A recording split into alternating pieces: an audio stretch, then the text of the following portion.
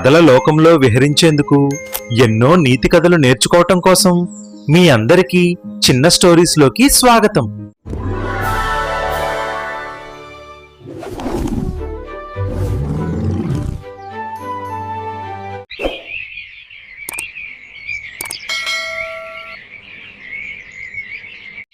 Hello పిల్లలు, ఈరోజు మనం ఒక కొత్త కథ నేర్చుకుందాం. ఈ కథ పేరు కోతి ముసలి. ఒక అందమైన అడవి ఉండేది. అడవిలో పక్షులు, జంతువులు ఆహ్లాదంగా ఆనందంగా తిరుగుతూ ఉండేవి. అదే అడవిలో ఒక నది పక్కన ఒక చెట్టు మీద ఒక కోతి ఉండేది. ఆ కోతి ఆ చెట్టుకు ఉన్నటువంటి ఫలాలను తింటూ ఆనందించేది. అయితే ఈ కోతికి అక్కడే నదిలో నివసించే ఒక ముసలి స్నేహితుడు. ముసలి మరియు కోతి ఎంతో స్నేహంగా ఉండేవి. ముసలి ప్రతిసారి తన స్నేహితుడైన కోతి వద్దకు వెళ్ళి తనతో పాటు ఆడుకుంటూ కోతి ఇచ్చిన పండ్లు తింటూ సరదాగా గడిపేవారు. కోతి తను ఉన్న చెట్ల మీద పండ్లు కోసి ముసలికి అందించేది. ఇలా కోతి ఆ పండ్లను తను తింటూ తన స్నేహితుడైన ముసలితో పంచుకునేది. ఇలా ప్రతిరోజు ముసలి మరియు కోతి రెండు బాగా ఆడుకొని సంతోషంగా గడిపి సాయంత్రానికి ముసలి తిరిగి తన ఇంటికి వెళ్ళేది. అయితే ఒకరోజు ముసలి తనకు కోతి ఇచ్చిన పండ్లను తన భార్యతో పంచుకుంది. ఆ పండ్లు తిన్నాక ఆ ముసలి యొక్క భార్య, ఈ పండ్లే ఇంత తీయగా ఉన్నాయి అంటే ఈ పండ్లు కోసి ఇచ్చిన కోతి గుండె ఇంకెంత తీయగా ఉంటుందో, నాకు ఆ గుండె తినాలని ఉంది, నువ్వు ఎలాగైనా ఆ గుండెను తీసుకురమ్మని ముసలితో చెప్పింది.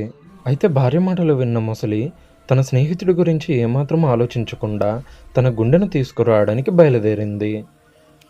ఉదయం ముసలి కోతి దగ్గరికి రాగానే ముసలిని చూసిన కోతి ఎప్పటిలాగానే చెట్టు మీదున్న పండ్లు కోసి ముసలికి అందించింది.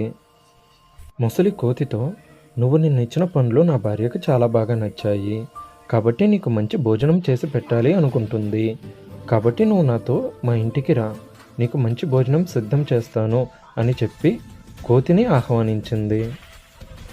కోతి కూడా చాలా ఆనందంగా సంతోషంతో తనతో బయలుదేరింది. కోతి ముసలితో చాలా సరదాగా బాగా మాట్లాడుకుంటూ నవ్వుకుంటూ ఆనందంగా తన మీద ఎక్కి వెళ్తుంది.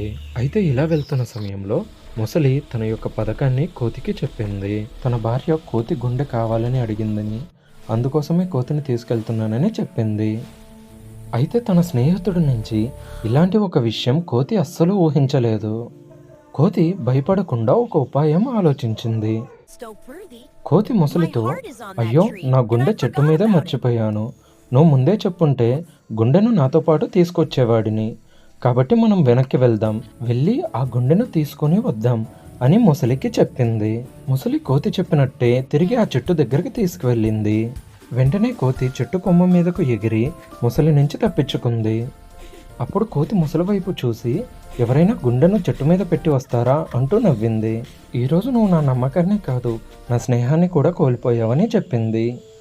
ఆ మాటలు విన్న ముసలి బాధతో అక్కడి నుంచి వెళ్ళిపోయింది. ఎన్ని రోజులు తనకి మంచి పండ్లు ఇచ్చిన కోతి స్నేహాన్ని కోల్పోయినందుకు చాలా బాధపడింది.